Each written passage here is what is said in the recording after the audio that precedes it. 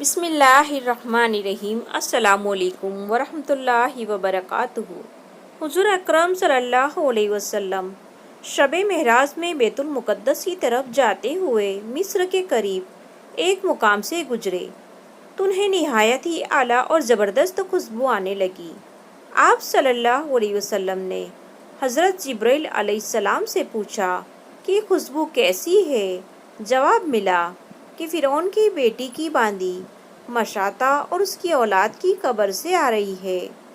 پھر حضرت جبرائیل علیہ السلام نے اس کا قصہ بیان کیا کہ مشاطہ فرعون کی بیٹی کی خادمہ تھی اور وہ خفیہ طور پر اسلام لا چکی تھی۔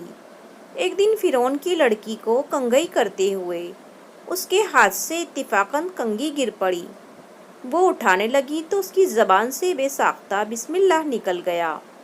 اس پر شہزادی نے کہا کہ تو نے آج عجیب کلمہ بولا ہے، رب تو میرے باپ فرعون ہی ہیں، تو پھر تم نے یہ کس کا نام لیا ہے؟ اس نے جواب دیا، فرعون رب نہیں بلکہ رب وہ اللہ ہے جو مجھے اور تجھے اور خود فرعون کو روزی دیتا ہے۔ شہزادی نے کہا، اچھا تو میرے باپ کے سوا کسی اور کو رب مانتی ہے؟ اس نے جواب دیا، ہاں، میرا، تیرا اور تیرے باپ سب کا رب اللہ تعالیٰ ہی ہے۔ شہزادی نے اپنے باپ سے کہلوایا۔ وہ سخت غضبناک ہوا اور اسی وقت اسے برسر دربار بلوایا گیا اور کہا، کیا تو میرے سوا کسی اور کو اپنا رب مانتی ہے؟ اس نے کہا، میرا اور تیرا رب اللہ تعالیٰ ہی ہے جو بلندیوں اور بزرگی والا ہے۔ فرعون نے اسی وقت حکم دیا کہ تانبے کی جو گانیں بنی ہوئی ہیں اس کو خوب تپایا جائے، اور جب بالکل آگ جیسی ہو جائے تو اس کے بچوں کو ایک ایک کر کے اس میں ڈال دیا جائے، آخر میں خود اسے بھی اس میں ڈال دیا جائے۔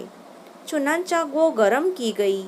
جب آگ جیسی ہو گئی تو حکم دیا کہ اس کے بچوں کو ایک ایک کر کے اس میں ڈالنا شروع کرو۔ اس نے کہا، بادشاہ، ایک درخواست میری منظور کرو، وہ یہ کہ میری اور میرے اپنے ان بچوں کی ہڈیوں کو ایک ہی جگہ ڈال دینا۔ اس نے کہا، اچھا، تیرے کچھ حقوق ہمارے ذمے ہیں، اس لیے یہ منظور ہے۔ اس کی دونوں بچیاں اس کی آنکھوں کے سامنے اس میں ڈال دی گئیں اور وہ فوراً جل کر راکھ ہو گئے۔ پھر سب سے چھوٹے لڑکے کی باری آئی جو ماں کی چھاتی سے لگا ہوا دودھ پی رہا تھا۔ فرعون کے سپاہیوں نے اسے بھی گھسیٹا تو اس نیک بندی کی آنکھوں تلے اندھیرا چھا گیا۔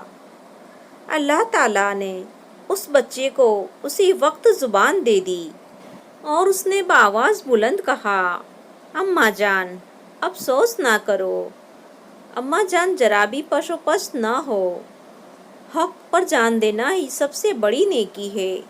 چنانچہ انہیں صبر آ گیا۔ اس بچے کو بھی آگ میں ڈال دیا گیا اور آخر میں ان کی ماں کو بھی اسی آگ میں جلا کر مار دیا۔ یہ خوشبو کی مہکیں اس کے جنتی ہونے کی مثال دے رہی ہے اور اس کے جنتی محل سے یہ خوشبو آ رہی ہے۔ سبحان اللہ۔